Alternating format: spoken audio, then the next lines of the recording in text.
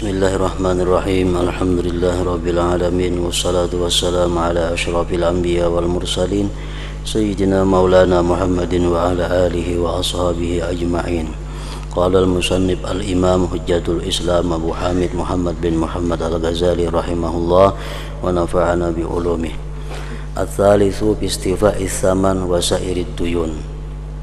Wal ihsanu fihi marratan bil musamahati wa hattil ba'di wa marratan bil imhali wa ta'khir wa marratan bil musahalati fi talabi jawdatin naqdi wa kullu dhalika mandubun ilaih wa mahthusun alaih. Qala an-nabiy sallallahu alaihi wasallam rahimallahu imra'an sahlal bay' sahlal syira' sahlal qada' sahlal iqtida'. Qala yagtanim du'a ar-rasul sallallahu alaihi wasallam. Wa qala sallallahu alaihi wasallam ismah yusmah laka. Wa qala sallallahu alaihi wasallam man anzara mu'siran aw taraka lahu hasabahullah hisaban yasira. Wa bi lafzin akhar azallahu Allah tahta zilli arsyihi yauma la zilla illa zilluh. Wa dzakara Rasulullah sallallahu alaihi wasallam rajulan kana musrifan ala nafsihi husiba falam yujad lahu hasanah. Faqila lahu hal amilta khairan qattu faqala la illa anni kuntu rajulan udayinun nas fa aqulu li fityani samihul musira wa anzirul mu'sir wa fil lafzin akhar wa tajawazu anil musir wa qala Allah ta'ala nahnu ahaqqu bidzalika minka fatajawazallahu anhu wa ghafara lahu ila akhir. Yang ketiga daripada penjelasan mengenai ihsan dalam muamalah, yaitu dalam memenuhi harga dan seluruh hutang-hutang. Dalam memenuhi harga maksudnya adalah dalam menuntut pembayaran dan seluruh hutang-hutang. Artinya kita berjual beli dengan seseorang, lalu orang tersebut bayarnya bertunda daripada akad. Misal 2 hari minta tempo pembayarannya, 3 hari minta tempo, atau sebulan minta tempo. Nah, bagaimana caranya supaya kita bisa bersifat ihsan dengan mereka itu dan berbuat baik padanya sekali waktu dengan berbuat murah dan menurunkan sebagiannya. Misalnya harga pakaian itu 10.000 rupiah, lalu kita hutangi orang tersebut sebulan. Nah, begitu sampai sebulan kita potong harganya jadi 9.500. Nah, ini ngarannya ihsan di dalam muamalah. Sebaliknya dengan rentenir, sebaliknya dengan kredit. Orang berjual beli kredit itu walaupun dibolehkan, cuma jauh daripada ihsan. Kenapa? Karena makin lawas makin larang harganya. Berhutang 1 tahun lawan berhutang 2 tahun beda harganya. 3 tahun makin larang lagi. Nah, sedangkan di dalam anjuran agama, kalau kita menghutangi orang itu makin lawas orang bayar, mestinya makin dimurahkan. Kenapa? Karena berartinya kada mampu bayar. Orang yang kada mampu bayar itu mestinya dimurahi, jangan dilarangi.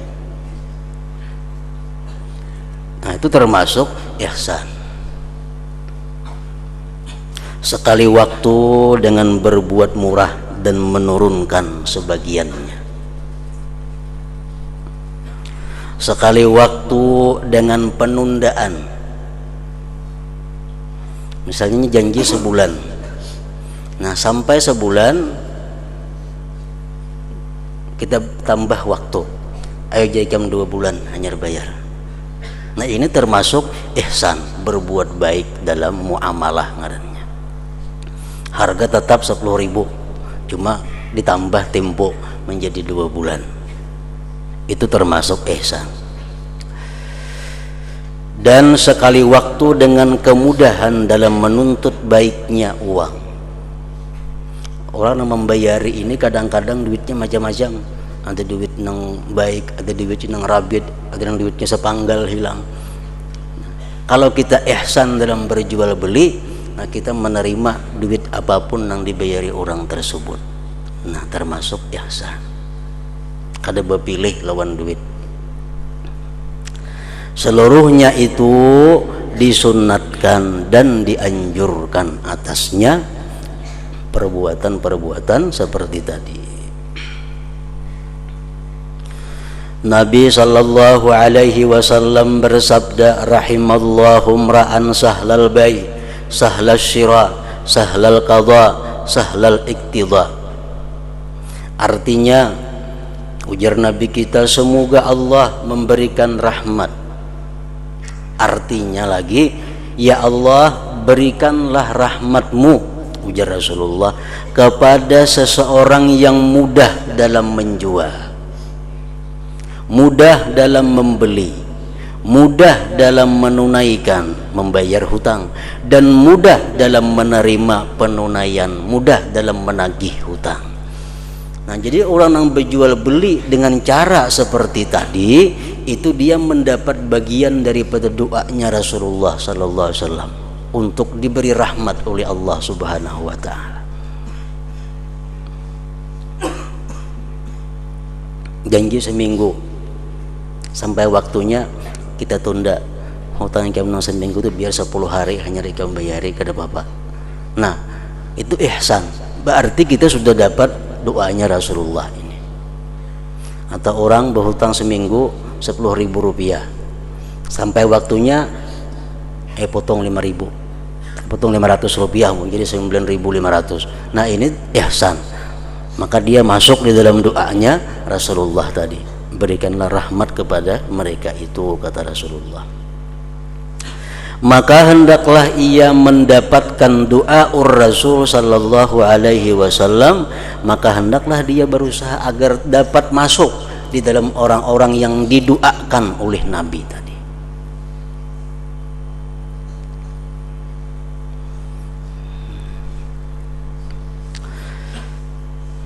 Maka hendaklah ia mendapatkan doa Rasulullah sallallahu alaihi wasallam, di mana beliau bersabda, ismah yusmah laka.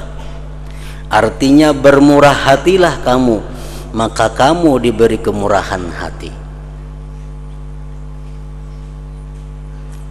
Ada yang menafsirkan hadis ini, berbuat baiklah kamu kepada orang atau maafkanlah orang tersebut, niscaya kamu akan dimaafkan Allah. Niscaya Allah akan berbuat baik kepadamu. Dan beliau sallallahu alaihi wasallam bersabda, man anzara mu'siran au tarakalahu hasabahullah hisaban yasira. Artinya barang siapa yang memberi tempo kepada orang yang sedang kesulitan atau ia membiarkan baginya, maka Allah menghisapnya dengan hisap yang mudah nantinya di akhirat. Kita berhutang janji 10 hari, sampai 10 hari ternyata ini sulit untuk membayari, kita tambah tempo jadi 20 hari. Sampai 20 hari ini kada kau bayar, kita tambah lagi tempo 30 hari. 30 harinya kada kau bayar, beriakan sama sekali. Tarakalahu artinya atau ia membiarkan baginya, maka Allah menghisapnya dengan hisap yang mudah. Di sini Rasulullah kadang menjelaskan hutangnya berapa. Hutang 10.000 aja kah? Masuk dalam sini. Hutang 50.000 aja kah? Masuk juga. Hutangnya 1 juta, masuk juga. Jadi kalau orang ada hutang lawan kita 50.000, janji seminggu kada kau bayar, kita beri tempo 2 minggu. Kada kau bayar, beri tempo sebulan. 50.000 tadi kada kau bayar, kita beriakan 50.000. Nah masuk di dalam hadis ini, hasabahullah hisaban yasira. Jadi kada ditentukan besarnya hutang. Harus 1 juta hanya masuk kada, walaupun 5 rupiah masuk.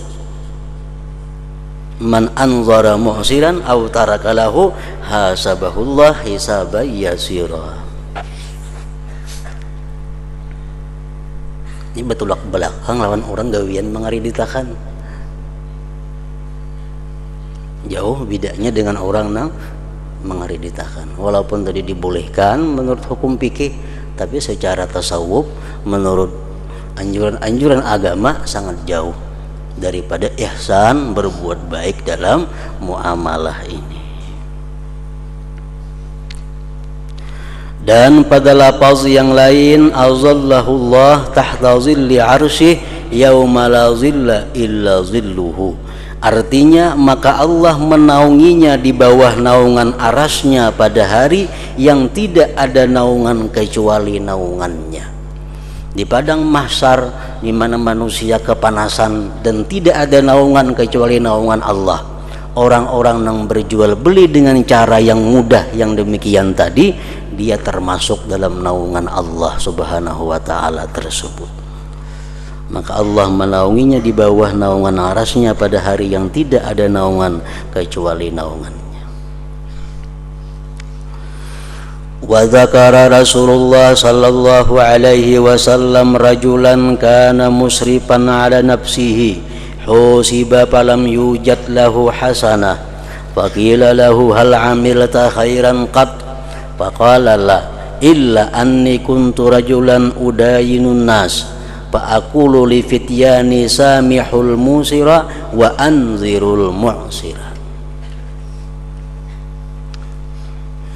Artinya Rasulullah sallallahu alaihi wasallam menyebutkan seorang laki-laki yang melampau batas pada dirinya. Artinya melampau batas pada dirinya itu suka melakukan maksiat kepada Allah, suka memperbuat pekerjaan yang munkar. Tungarnya orang yang melampau batas. Nah, laki-laki ini gawiannya selalu maksiat kepada Allah. Di hari kiamat ia dihisab, dipertimbangkan amal baik buruknya, dihitung. Maka tidak didapatkan baginya kebaikan, 0 kebaikan. Lalu ditanyakan kepada laki-laki tadi, apakah kamu pernah berbuat kebaikan? Kenapa dihisab nih 0? Ia menjawab tidak pernah. Maka disuah berbuat baik. Melainkan bahwasanya saya dulu di dunia, artinya seseorang yang menghutangi orang-orang. Tapi di dalam dunia aku ini gawian adalah menghutangi orang. Lalu saya berkata kepada para pembantuku, murah hatilah kepada orang kaya. Artinya kalau menagih orang kaya baik-baik, jangan kasar, jangan mengganggu orang, jangan menyakiti hati orang. Dan berilah timpu kepada orang yang kesulitan. Kalau orang fakir naikam tagih, inya kada berduit, tunda, beri waktu. Jangan dipaksa harus bayar ini, disita ini macam-macam. Utang kada bayar, kulkas diangkut ampun orang. Jangan. Orang kaya nang berhutang tagih, tapi baik-baik menagihnya. Kalau orang miskin nang berhutang kada kau bayar, beri timpu. Dan pada lafaz yang lain, watajawazu anil mu'sir. Faqala Allah Ta'ala, nahnu ahaqqu bidzalik minka, fatajawazallahu anhu wa ghafara lahu. Artinya, dan maafkanlah orang yang kesulitan. Orang yang kada kau bayar, maafkan. Nah, jadi itu aja ada kebaikan. Aku menghutangi orang gawian dalam dunia, dan aku suruh orang-orang yang menagih hutang itu baik-baik. Maka Allah berfirman, ujar Tuhan, kami lebih berhak untuk itu daripada kamu. Artinya gawian nikam itu gawian kami aja Tuhan. Pekerjaan nikam itu pekerjaan kami. memaafkan orang, memudahkan orang, menyenangkan hati orang, itu gawian kami ya Tuhan. Maka Allah memaafkannya dan mengampuninya dosa-dosa si laki-laki yang kada pernah berbuat kebaikan tadi. Nah, ini artinya apa? Bahwa perbuatan seperti itu pahalanya luar biasa besarnya. Kenapa? Karena dia berakhlak dengan akhlaknya Allah Subhanahu wa ta'ala. Perbuatan atau ibadah-ibadah yang sifatnya kita mencontoh akhlak Allah itu lebih besar nilainya daripada ibadah-ibadah yang menunjukkan kehambaan kita kepada Allah. Misalnya sembahyang sunat 100 rakaat, mana ganalnya pahala lawan memberi orang duit 10.000 rupiah, ganal memberi duit 10.000 rupiah. Sembahyang 100 rakaat umpamanya, lawan memberi makan orang 10 orang, mana ganalnya pahalanya? Ganal memberi makan 10 orang. Karena memberi makan ini termasuk daripada akhlak Allah. Nah, sedangkan sembahyang itu adalah perbuatan seorang hamba pengabdiannya kepada Allah. Jadi amal ibadah nang sifatnya adalah mencontoh akhlak Allah itu lebih besar nilainya. Orang pemurah akhlak Allah. Orangnya pemaaf akhlak Allah. Ini kada ada sembahyang sunat, sembahyang nampar dunia aja, malam kada bangun, kada beribadah. Ada yang saya kong ini malam sama lamanan suntuk beribadah, siang puasa sunat. Sembahyang sunat lengkap, tapi ingkin orangnya, pemalar, pendendam, kada pemaaf. Nah, di akhirat jauh kedudukannya lebih mulia yang pertama tadi. Karena yang pertama itu dia berakhlak dengan akhlaknya Allah, memaafkan, itu akhlaknya Allah. Nah, sama halnya lawan contohnya si laki-laki yang tadi. Dan Nabi sallallahu alaihi wasallam bersabda, man akrada dinaran ila ajalin falahu bikulli yaumin sadaqatun ila ajali fa idza halal ajalu fa anzarahu ba'dahu falahu bikulli yaumin mislu dzalika daini sadaqah.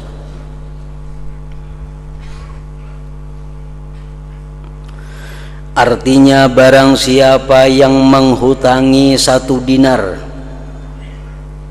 sampai suatu waktu, seminggu menghutangi umpamanya, maka setiap hari ia mendapat pahala sedekah sampai waktunya. Nah, ini orang menghutangi, asa menghutangi jangan bertambah tadi bayarannya. Menghutangi nang jujur. Kita menghutangi orang 10.000 seminggu. Dalam seminggu itu kita setiap hari dicatat sebagai orang yang bersedekah. Apabila waktunya sampai lalu ia memberinya tempo setelah itu, waktunya sampai seminggu, kada kau bayar, ditambahnya lagi waktu sebulan jam hanya bayar, maka setiap hari ia mendapat pahala sedekah seperti hutang itu. Hutangnya 10.000 kita tiap hari sama dengan halnya pahala sedekah. Seapa lawasnya kita memberi tempo, semakin banyak kita dapat pahala sedekah, karena memberi tempo hutang tadi kepada orang yang kada mampu membayarnya. Dari ulama salaf terdapat orang yang tidak senang orang yang dihutanginya itu menunaikan membayar hutangnya. Ada ulama-ulama salaf dahulu kada katuju hutang itu dibiari orang. Ada orang bayar hutang, ayeuna juga bayar dulu. Kada katuju hutang dibiari orang. Kenapa? Karena setiap hari dapat pahala sedekah. Setiap hari dapat pahala sedekah. Jadi kada hakun hutang dibiari orang. Kada samuaan pang ada hakun dibayari. Ada beberapa orang nang kada hakun dibayari. Misalnya 10 nang berhutang lawan kita, berdua nang kita tunda itu.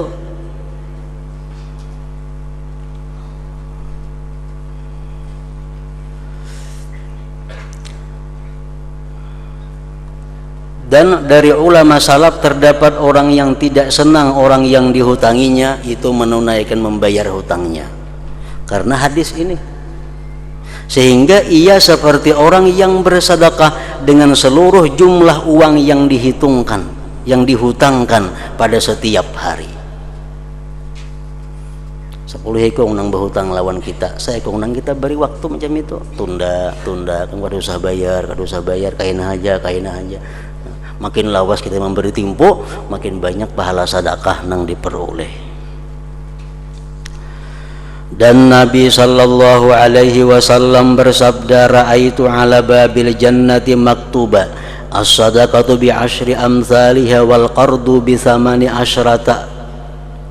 Artinya saya melihat, ujar Nabi, di atas pintu surga tertulis sedekah itu dengan 10 kali lipat.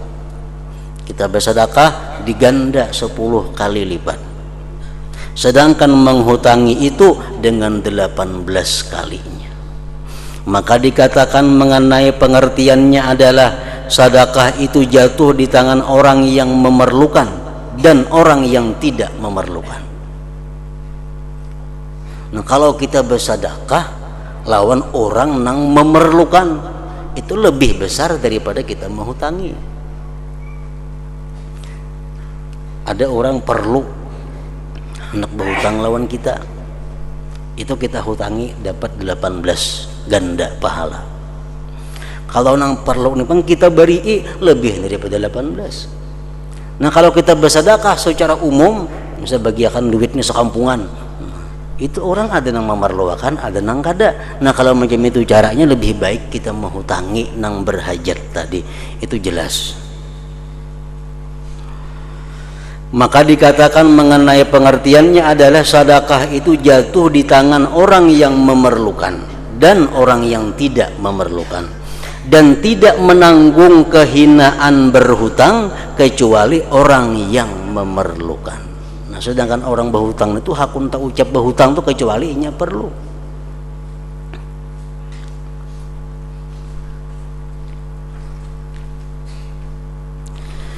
Nabi sallallahu alaihi wasallam melihat seorang laki-laki yang tidak meninggalkan laki-laki yang lain dengan sebab hutang. Ada seseorang ini kada berpisahan lawan si fulan itu karena si fulan ini ada hutang. Kaman aja diiringinya sampai ke masjid, diiringinya. Bila berdiri juga inya, duduk juga. Melihat Rasulullah, maka beliau mengisyaratkan dengan tangannya kepada orang yang menghutangi untuk menghapuskan separuhnya. Jadi Nabi, wahai fulan nang menghutangi, gugurkan separuh lagi suruh laginya bayar, separuhnya beriakan. Maka ia melakukannya. Maka Nabi bersabda kepada orang yang dihutangi, berdirilah lalu berikanlah kepadanya. Setiap orang yang menjual sesuatu dan ia tinggalkan harganya pada ketika itu dan ia tidak mendesak untuk menuntutnya, maka ia dalam pengertian menghutangi. Kalau kita menjuali orang barang, kita kada tak kisah duitnya, bila-bila kabayarnya. Nah, termasuk orang nang menghutangi ngarannya. Dan diriwayatkan bahwa Al-Hasanul Basri menjual bagalnya dengan 400 dirham. Betimpo sekian hari hanya dibayari 400 dirham. Ketika ia berhak mendapatkan uang itu, ketika sampai timpunya, pembelinya datang. Pembeli bagal tadi berkata kepada Hasan Basri, murahkanlah wahai Abu Sa'id. Abu Sa'id itu panggilan Hasan Basri.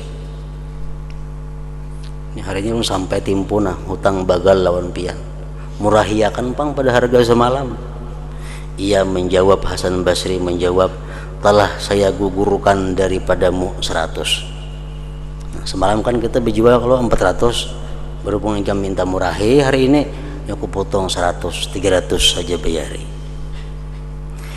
Ia berkata lagi kepadanya, pembeli tadi berkata kepada Hasan Basri, berbuat baiklah wahai Abi Sa'id, berbuat baiklah pian lawan ulun. Lalu Hasan Basri menjawab, sungguh saya berikan kepadamu 100 yang lain. Ya aku potong lagi 100, jadi separuh jadi bayari lagi. Lalu ia menerima dari haknya 200 dirham.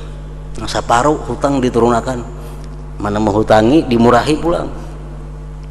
Maka dikatakan kepadanya, wahai Abu Sa'id, ini separuh harga ngarannya, asal 400 dipotong 200 jadi separuh. Maka ia menjawab, Hasan Basri tadi, demikianlah ihsan, berbuat baik itu. Dan jika tidak, maka tidak berbuat baik.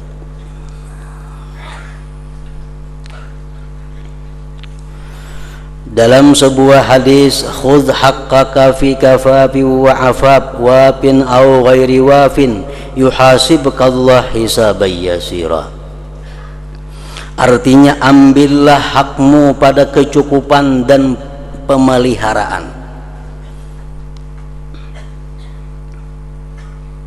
Kalau sampai timpu, artinya kita harus menagih hutang.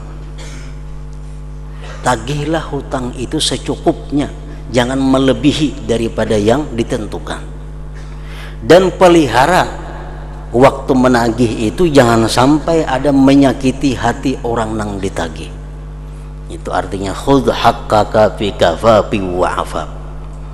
Sempurna atau tidak sempurna, artinya dibayari orang kah, kada kah, tetap engkau pelihara mulutmu, anggota tubuhmu daripada hal-hal yang menyakiti hati orang yang berhutang itu.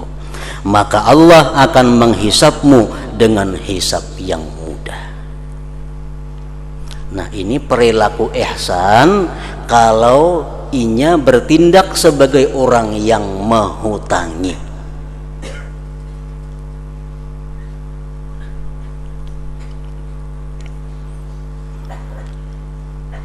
Jadi kesimpulannya, kalau kita menghutangi itu, yang perlu kita jaga pertama dalam hal penagihan, jangan melebihi daripada persyaratan harga yang ditentukan. Yang kedua, jangan sampai menagih itu mengganggu atau menyakiti orang. Yang ketiga, dianjurkan dalam menagih itu menurunkan harga daripada yang ditentukan semula. Yang keempat, memberi timpu kepada mereka yang tidak mampu untuk membayarnya. Nah, itu ihsan bagi orang nang bertindak sebagai menghutangi. Yang keempat, dalam pemenuhan hutang. Nah, orang nang berhutang pun mestinya ihsan juga.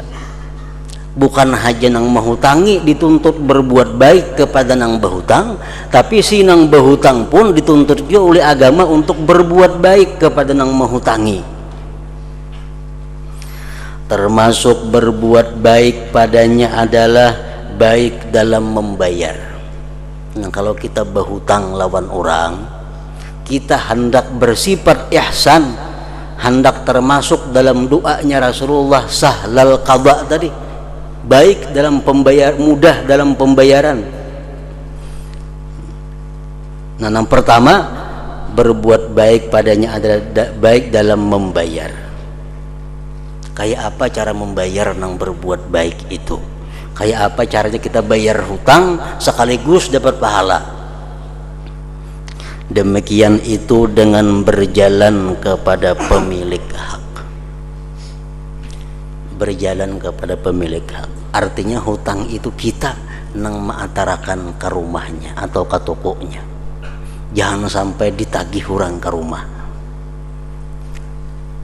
Nah, jadi kalau kita ada duit membayari, kita atarakan ke tempatnya nang menghutangi itu sudah dapat pahala. Sudah dapat pahala. Jangan menunggu orang menagih. Kita bisa ada tanggung yang lagi kasih dimana sampai timpunya, jangan sampai macam itu. Dan tidak membebaninya untuk berjalan kepadanya minta penunaiannya. Jangan sampai bersikap menghadang orang menagih hanya membayari. Jangan sampai macam itu. Nah, itu sifat nang di luar ihsan. yang bertentangan dengan ihsan. Nabi sallallahu alaihi wasallam bersabda, khairukum ahsanukum qada'a.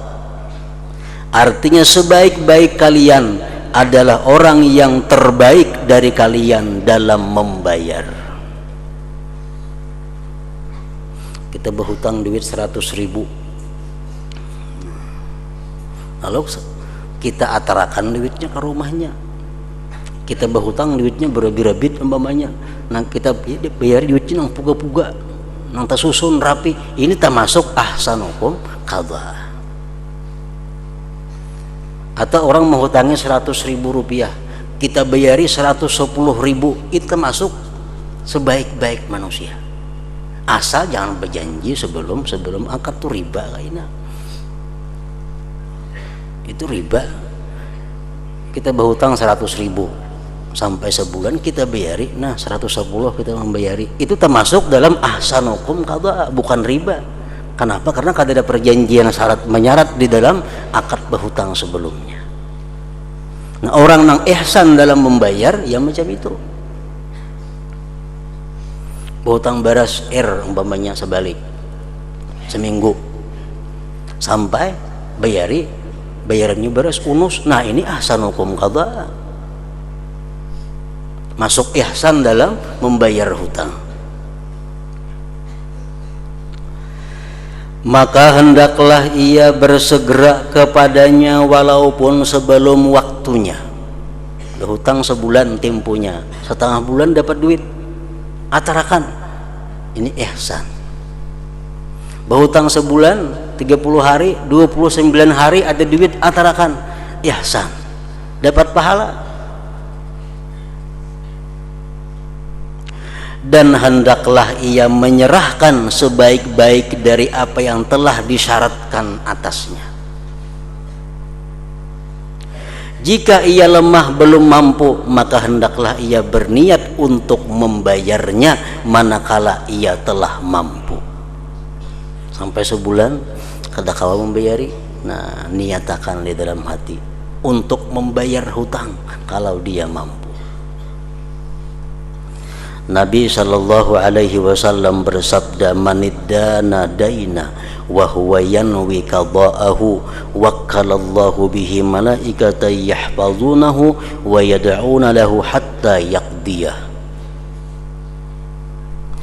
Artinya, barang siapa yang berhutang dengan sesuatu hutang sedangkan ia berniat untuk membayarnya, maka Allah mewakilkan untuknya malaikat yang memeliharanya dan mendoakannya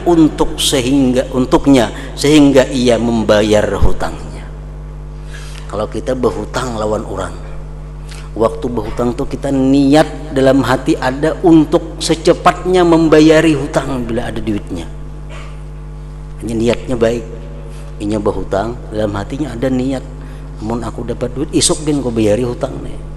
Nah, bila niatnya macam itu, Allah menyerahkan kepada kita malaikat yang memelihara kita sampai hutang kita itu terlunasi.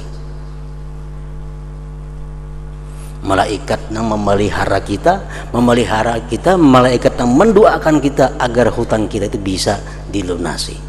Asal waktu berhutang itu niatnya baik bahwa akan segera membayar hutang ini. Sekelompok ulama salaf berhutang tanpa ada keperluan karena hadis ini.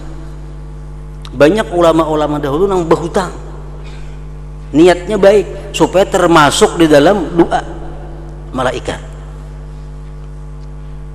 Padahal ada perlu kada berhutang, cuma sini sengaja berhutang. Yang ditukarnya kada perlu, cuma sengaja berhutang supaya termasuk doa malaikat. Karena kalau kita berhutang niatnya baik, Allah akan memberikan kita malaikat yang selalu memelihara kita dan mendoakan kita untuk bisa melunasi hutang itu.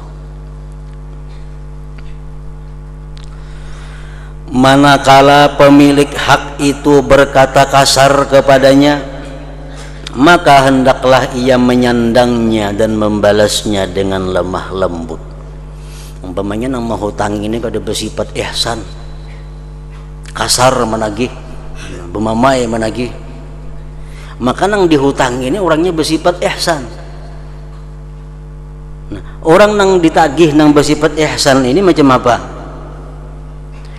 Manakala pemilik hak itu berkata kasar kepadanya, maka hendaklah ia menyandangnya, jangan dilawan artinya, dan membalasnya dengan lemah lembut. Wajar kita berhutang disariki orang, wajar kita berhutang dimamai orang, karena mengikuti Rasulullah sallallahu alaihi wasallam. Ketika pemilik hutang, orang yang menghutangi beliau itu datang kepada beliau ketika sampai waktunya. Nabi kita ada berhutang, bertimpu sampai waktunya sini kada kaum bayari, sedang beliau belum bisa membayarnya, maka laki-laki itu mulai mengucapkan kata-kata yang keras terhadap Rasulullah. Kasar laki-laki lawan Nabi, karena Nabi kada kaum bayari hutang pada tempo yang ditentukan. Lalu para sahabat bermaksud menindak kepadanya. Sahabat tak memukuli lawan ini orang sudah. Maka beliau Nabi kita bersabda, ujar Nabi, da'uhu fa inna li sahibil haqqi maqala. Artinya tinggalkanlah, biarkan mamai ajar Nabi, karena pemilik hak itu mempunyai hak untuk berkata. Orang yang mau hutang itu wajar saja Nabi nya bakar karas bakasa kasar karena aku kada kau membayari. Ini orang nang menghutangi nang kada ihsan ngarannya.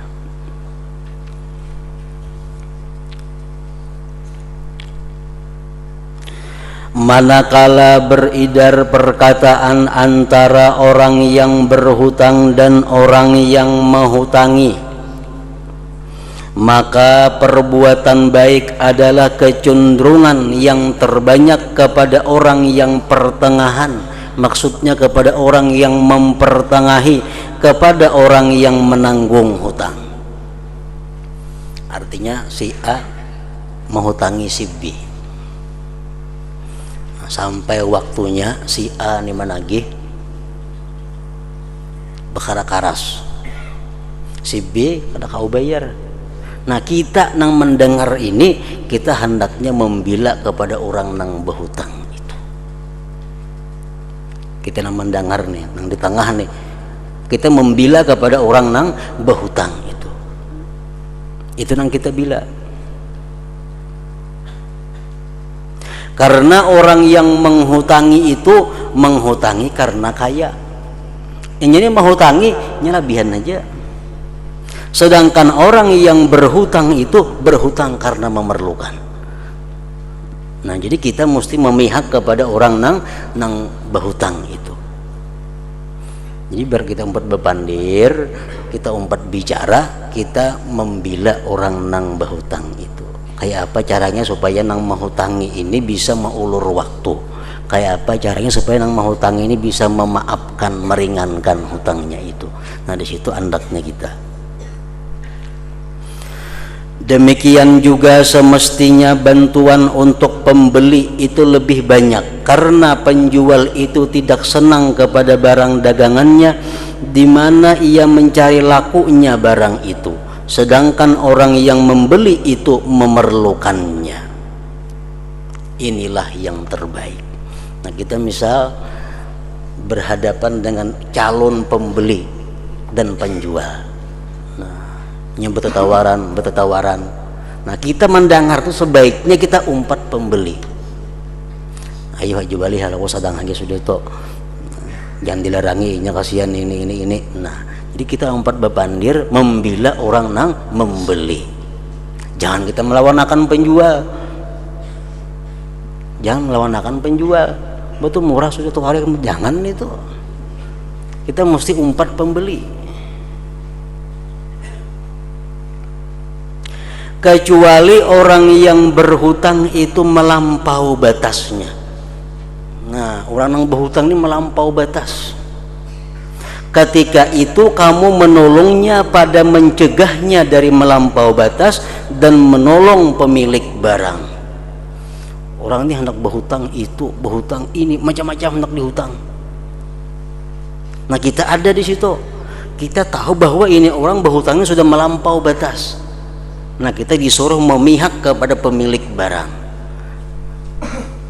Nah, beri saran pemilik barang, paraya dihutangin itu nya kada perlu juga anu karena itu paraya dihutangi nya kada tapakai juahan itu. Nah, kita umpat pemilik barang, kalau nang berhutang ini sudah melampau batas hutangnya, artinya berhutang sesuatu nang kada diperluakannya, nang kada ada manfaatnya baginya. Inilah yang terbaik, kecuali orang yang berhutang itu melampau batas, karena itu kamu menolongnya pada mencegahnya dari melampau batas dan menolong pemilik barang. Ini orang nang berhutang melampau batas ini sudah orang zalim ngarannya. Berhutang melampau batas, berhutang nukar sesuatu barang nang inya kada memerlukan, sedangkan membayarinya kada kelihatan jalannya jalan apa. Orang ini kada kelihatan membayari kayak apa caranya, kayaknya kada ada usaha tertentu. Berhutang banyak, nah kita membila na ampun barang. Ini orang sudah zalim ngarannya, wani berhutang banyak sedangkan membayarin cuma apa, kada ada jalannya kelihatan.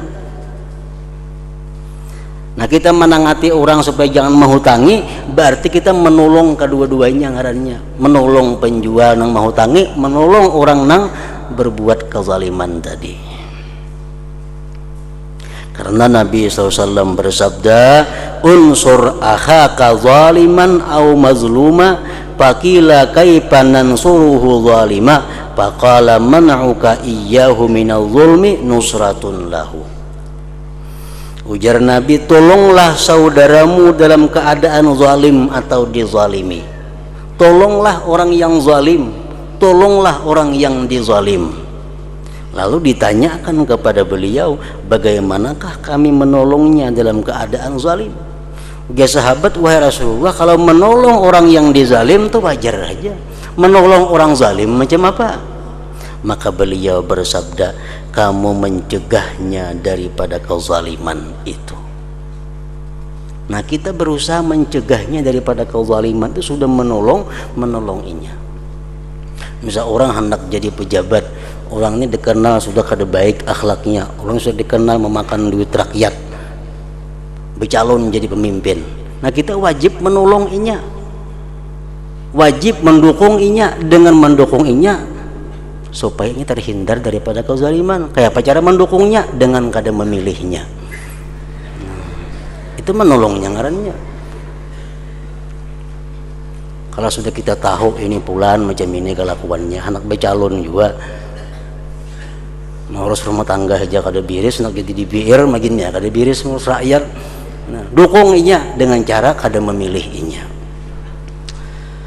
Nah, maka beliau bersabda, kamu mencegahnya daripada kezaliman itu adalah pertolongan baginya. Nah, jadi itu dimaksud unsur akhaka zaliman au mazluma. Nah, yang kelima daripada ihsan, ia mempasah atau membatalkan jual beli.